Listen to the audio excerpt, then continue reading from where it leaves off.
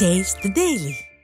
ராணிப்பேட்டை மாவட்டம் அரக்கோணம் அருகே பட்டப்பகலில் வீட்டின் பூட்டை உடைத்து 13 சவரன் நகை திருடப்பட்ட சம்பவம் பரபரப்பை ஏற்படுத்தியுள்ளது.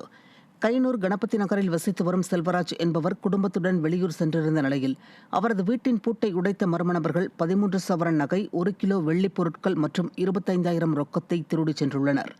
பட்டப்பகலில் கொள்ளையர்கள் கைவரிசையை காட்டும் அளவிற்கு சட்டம் ஒழுங்கு சீர்கெட்டுள்ளதாக மக்கள் குற்றம் சாட்டியுள்ளனர். சென்னை கிழக்கு கடற்கரை சாலையில் தொழிலாளர்கள் மீது மதுபோதையில் காரை மோதிய விபத்தில் இருவர் படுகாயமடைந்த சம்பவம் மக்களிடையே அதிர்ச்சியை ஏற்படுத்தியது. ஈஞ்சம்பக்கத்தில் விஜிபி தனியார் மதுபான கூடம் செயல்பட்டு வரும் நிலையில் பனையூரை சேர்ந்த 2 பேர் காரில் வந்துள்ளனர்.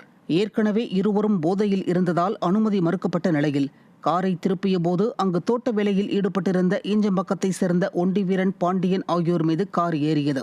இதில் படுகாயமடைந்த இருவரும் மீட்கப்பட்டு ராயப்பேட்டை அரசு மருத்துவமனையில் அனுமதிக்கப்பட்டனர். காரில் வந்த போதை ஆசாமிகள் தப்பியோடிவிட்ட நிலையில் வாகன தணிக்கையில் ஏவல் துறை ஈடுபடாததால் குடிபோதையில் விபத்துகள் ஏற்படுவது அதிகரித்து விட்டதாக மக்கள் குற்றம் சாட்டுகின்றனர்.